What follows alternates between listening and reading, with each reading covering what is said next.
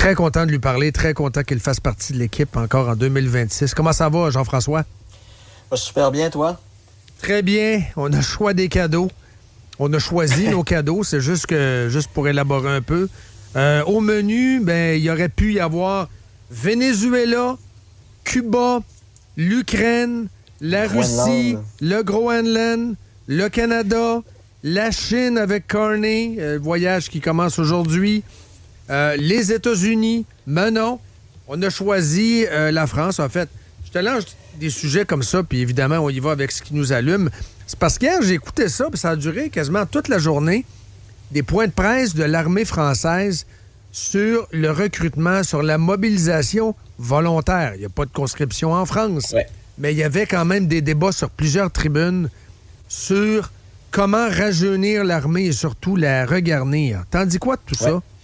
C'est ça. Écoute, la conscription en France, de mémoire, c'est Jacques Chirac qui l'a abolie lors de son premier mandat, donc vers la fin des années 90, mais jusqu'à il y a 25-30 ans, il y avait toujours le service militaire obligatoire en France. Ça a été aboli. Donc là, face au contexte international, la France a décidé de mettre en place ce qu'on appelle un service national ouvert aux jeunes de 18 à 25 ans sur la base du volontariat, puis ça va entrer en vigueur en septembre 2026. Donc, les avantages matériels qui sont proposés, c'est une solde d'au moins 800 € bruts par mois, hors les primes éventuelles, puis donc c'est un salaire aussi qui est pas imposable, ce qui correspond à peu près, ce qu'on appelle ici en France, au SMIC, qui est à peu près entre 1200 et 1500 €. C'est comme le salaire minimal que toute personne a besoin pour être en mesure de survivre. Donc, 800 € bruts non imposables, ça correspond à peu près au SMIC. Puis aussi, les frais d'hébergement puis d'alimentation vont être couverts pendant la durée du service militaire qui peut durer jusqu'à 10 mois. Honnêtement, il y a des vertus dans le service militaire, principalement en France. C'est une formidable usine de la citoyenneté dans la mesure où ça montre aux gens qu'être citoyen, c'est pas uniquement une question de droit, mais c'est aussi une question de devoir. Je suis en faveur de ça pour le Canada. On en a déjà parlé, mais c'est pas un service militaire tel qu'on peut l'illustrer avec un camp de redressement puis un gars qui te crée après à longueur de journée. C'est pas ça du tout. C'est pas ça mon idée. C'est pas ça ton approche nécessairement. Non. Mais c'est pas ça comme on l'a vendu aussi. Hier, j'ai aimé l'approche française que t'es ingénieur, tu vas être ingénieur. T'es pompier, tu vas être pompier. C'est pas, on a besoin de chair à canon contre les Russes. Là. C'est pas ça le discours. Si t'es un geek de l'informatique, on va t'envoyer dans une unité pour opérer des drones. C'est ça. Puis, mais les vertus civiques, historiquement, la France, le service militaire, ça a permis aussi de favoriser l'acculturation des individus qui appartenaient à des communautés dans des unités où les membres de ces communautés-là étaient tout seuls. Donc, ils se sont, lentement mais sûrement, ils se sont assimilés. Ça a permis de briser le cercle vicieux de l'isolement communautaire en élargissant à leurs membres, leurs horizons de signification. Ça a aussi permis la consolidation du français comme langue commune. Puis ça a surtout aussi permis à des gens de différents milieux de se côtoyer, ce qu'ils n'auraient jamais fait dans la vraie vie. Donc, service militaire, vous aviez des fils de bourgeois qui partageaient des baraquements avec des fils d'agriculteurs puis de travailleurs d'usines. Ça, c'est super pertinent. Mais donc, ce qui est visé par le service militaire en France, ça pourrait aussi avoir certaines vertus civiques en permettant, par exemple, à des jeunes désœuvrés puis sans projet de vie de pouvoir en découvrir un dans le métier militaire tout en étant payé pour le faire.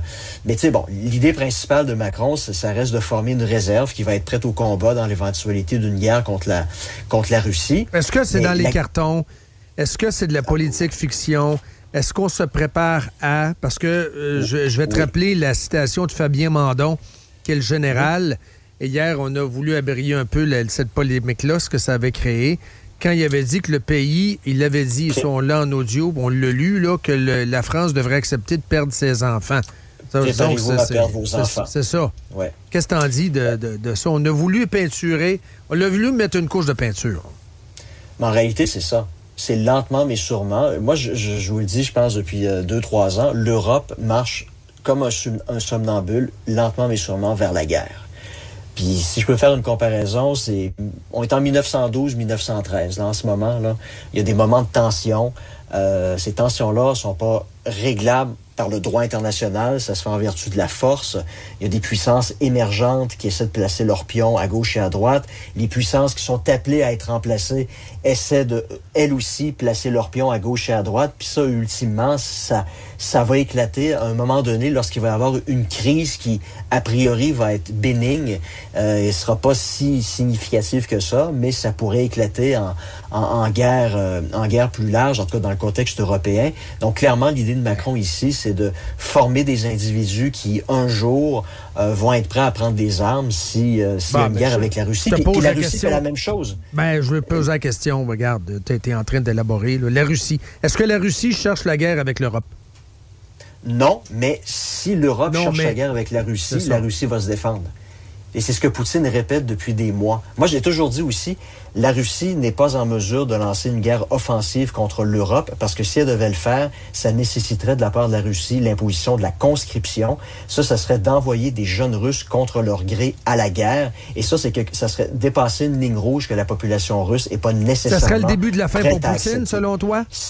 Oui, parce que le contrat social autoritaire de Poutine repose pas sur un esprit de mobilisation. Poutine, depuis qu'il est au pouvoir, en 31 décembre 1999, il a acheté la passivité politique des Russes par l'octroi de bénéfices, l'augmentation des salaires, la possibilité d'aller à l'université, le versement des pensions, l'indexation des pensions.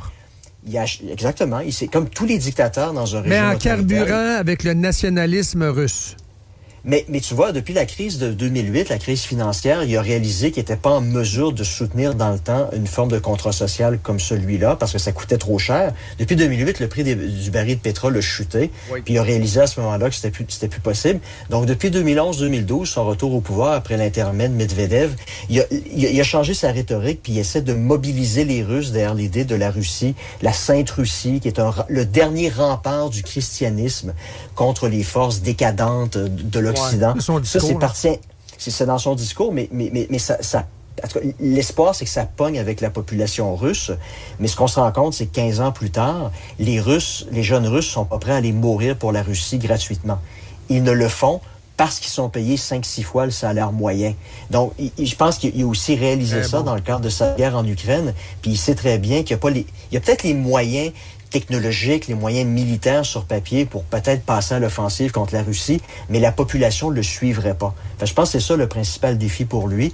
Puis c'est la raison aussi pour laquelle lui aussi a mis en place un système de conscription volontaire. Parce que dans l'armée russe, t'as des volontaires. Donc, ceux qui servent en Ukraine, c'est ce qu'on appelle en russe des kontraktniki, donc des soldats sous contrat. Donc, c'est eux qui s'engagent pour 3 ans, qui sont payés des salaires de fous. C'est eux qui servent en Ukraine. La Russie a toujours son service militaire obligatoire. Donc, tous les jeunes doivent y passer pendant, je pense que c'est 1 an. Mais ces soldats-là, ces conscrits-là, ne servent pas en Ukraine. T'sais, ils font la sécurité dans les aéroports, au coin de rue.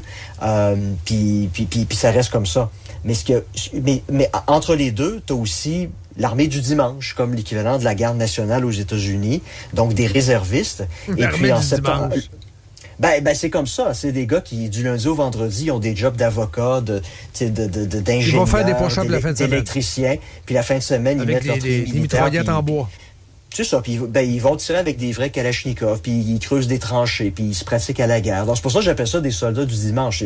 C'est des réservistes. Mais il a changé la loi l'automne dernier pour permettre plus facilement maintenant leur mobilisation. Puis ça, c'est 2 millions de réservistes potentiels. Donc, tu vois, la Russie, c'est comme si la Russie se préparait lentement mais sûrement à devoir mobiliser beaucoup plus qu'un 800 000 kontraktniki.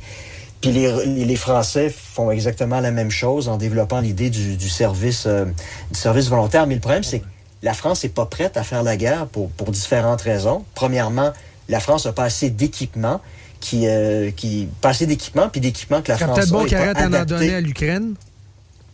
C'est ça, mais tu sais, c'est bien beau d'avoir 150, 200 chars Leclerc, mais on se rend compte maintenant en Ukraine que les chars d'assaut, ça peut être détruit par des drones qui valent 500$.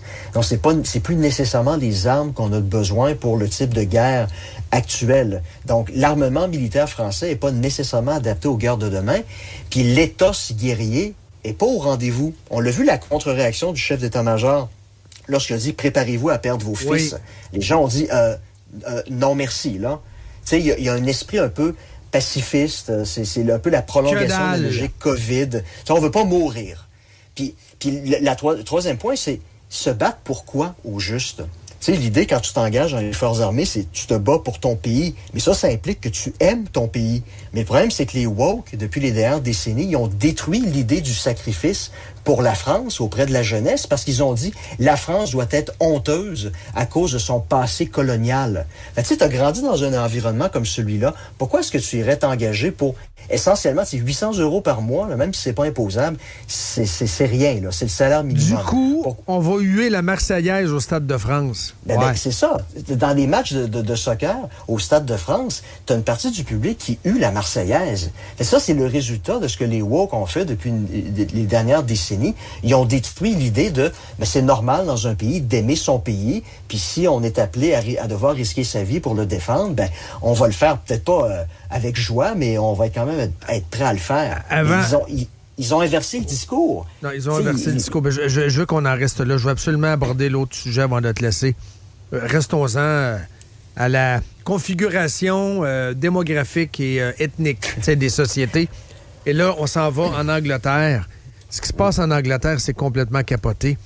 Étude de 2021, juste pour mettre la table, environ 55 % des Pakistanais britanniques, oui, les Pakistanais musulmans qui restent en Angleterre, sont mariés à leurs cousins. Je répète, sont mariés à leurs cousins. Plus de la moitié des musulmans qui viennent du Pakistan qui restent en Angleterre. La BBC nous dit ça. Une pratique courante, alors que dans les mariages en général, c'est 3 %. Ça fait des maladies, la fibrose kystique et tout le kit. Là, qu'est-ce qui s'est passé au cours des derniers jours avec Keir Starmer? Il n'a pas voulu passer ça au vote, c'est quoi? Explique-nous un peu, là. Un député conservateur qui voulait justement faire passer une loi pour interdire les mariages entre cousins. Et puis le gouvernement de Keir Starmer a décidé de s'opposer à cette mesure-là. Puis, c'est ça, comme tu l'as dit, il y a différentes études qui ont été faites en Grande-Bretagne, principalement dans la ville de Bradford, où les chercheurs ont fait des études sur plus de 13 000 bébés dans la ville sur une période entre 2007 et 2010. Ils les ont suivis depuis l'enfance jusqu'à l'adolescence. Beaucoup sont tarés. Oui, un enfant sur 6 parmi les 13 000 était issu de parents de parents qui étaient cousins germains. Et puis, ils ont aussi découvert, comme tu l'as dit, que la raison étant que lorsque les parents ont des gènes récessifs, il y a une chance sur 4 que leurs enfants héritent de certaines maladies comme la fibrose kystique. Puis inévitablement, lorsque les parents sont cousins, ils sont plus susceptibles d'être tous les deux porteurs du gène. Fait que ça fait en sorte qu'un enfant de cousin germain aurait 6 % de chances d'hériter d'une maladie comme la fibrose kystique contre 3 % pour la population en général. Les chercheurs ont aussi découvert qu'un enfant de cousin germain avait 11 % de probabilité d'être diagnostiqué avec un problème de parole et de langage, contre 7 % pour les enfants dont les parents Ça fait des belles sociétés, mon Jean-François? Ben oui. Puis on doit se poser la question, pourquoi est-ce que Keir Starmer a décidé de s'opposer à cette pratique-là? Parce que c'est sa clientèle électorale. Les travaillistes maintenant en Grande-Bretagne, comme c'est le cas pour les socialistes en France ou les démocrates aux États-Unis, maintenant leur clientèle, c'est les communautés ethniques. C'est fou, raide, pour vrai. Je veux pas m'opposer au mariage entre cousins. Puis quand on dit cousin, c'est pas ma petite cousine que j'ai pas vue. Non, c'est... Je me mêlais avec la fille de ma tante Suzanne. Là. Ma tante Suzanne, qui est la sœur à ma mère, elle a une fille. Je me mêlais avec. J'ai des enfants. Ça fait des tarés, ça. Tout ça pour ne pas déplaire aux gens qui jusqu'à un passé très récent, votaient pour les travaillistes. C'est triste, le clientélisme électoral. On a beaucoup critiqué le clientélisme électoral de la communauté ukrainienne au Canada, qui pousse le Canada à investir des milliards et des milliards de dollars dans le soutien de la guerre en Ukraine, une guerre qui est perdue pour l'Ukraine. Mais en parallèle, vous avez une autre forme de clientélisme électoral comme ça en Grande-Bretagne, où on s'oppose à la consanguinité pour se faire réélire. Tu sais, quelque part, quand tu regardes le fonctionnement de la démocratie, tu dis...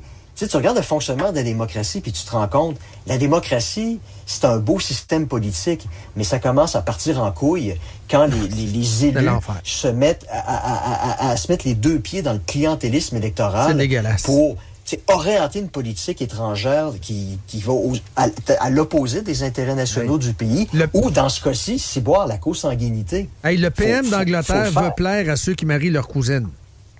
C'est ça l'histoire? C'est le titre que vous pouvez mettre pour mon entrevue d'aujourd'hui. C'est déjà fait. C'est absolument dégueulasse. Ça n'a pas d'allure. Mais ça montre aussi que... je sais que ça n'a pas de bon sens. Ça montre que les gauchistes, les socialistes en Occident, ils ont arrêté de s'intéresser à ce qui a toujours historiquement été leur clientèle électorale, c'est-à-dire les travailleurs. Hey, les gauchistes, c'était les premiers à dire durant le COVID show, la science, la science, la science. Mais il n'y a pas plus scientifique qu'un code génétique, baptême. Quand ça leur adonne, la science, c'est correct. Puis quand ça leur adonne pas, parce que ça va à l'encontre de leur intérêt électoral, ils mettent ça dans le fond du tiroir, puis on passe à un autre appel. Là. On a déjà vécu ça ici aussi. On sait ce que c'est, là. On sait ce que ça donne. Mais sauf qu'on n'est pas rendu là encore, honnêtement. Mais on s'en va là tranquillement. Nous autres, on l'a vécu un peu quand même. Quoi ça? Le cousin-cousin? Ouais. Ah non, on n'a pas de c'est permis au Québec. C'est permis au Québec. Hein? Les mariages entre cousins au Québec sont permis. Écoute, cher. Globalement, à l'échelle mondiale... Ma queen. mais tu sais, juste à des fins statistiques, à l'échelle mondiale, on estime qu'un peu plus de 10% des mariages se rendent des cousins de premier ou de deuxième degré.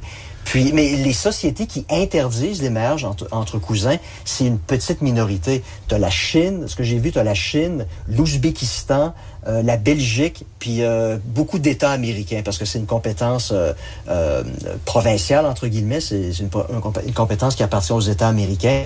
Donc, l'immense majorité des États américains interdisent les mariages entre cousins, mais pour ce qui est du reste, au Canada, au Québec, c'est permis. Tu sais, je pense qu'on peut aussi se poser la question, parce que avec l'augmentation de l'immigration aussi, au Québec, ben ça va devenir c'est pas parce que c'est permis que c'est courant. Mais le fait est qu'en accueillant des gens qui sont issus de traditions, de coutumes, où c'est davantage la norme pour les Canadiens français, ben c'est peut-être le temps maintenant, quand il n'y a pas encore de masse de clientélisme électoral, pour interdire quelque chose qui, génétiquement parlant, fait pas de sens. Donc, Legault pourrait dire, c'est pas le temps là, de marier de cousine, là. Ouais, mais même si j'embrasse ma sœur, là. C'est ça, j'allais dire. Vous avez le droit d'embrasser votre sœur, mais pas de marier votre cousine. On veut pas se marier entre cousines, là. Vous avez le droit de jouer au faux fun dans le temps des fêtes. Hey, merci beaucoup, Jean-François. Ça a été un grand plaisir. Salut, bonne fin de journée.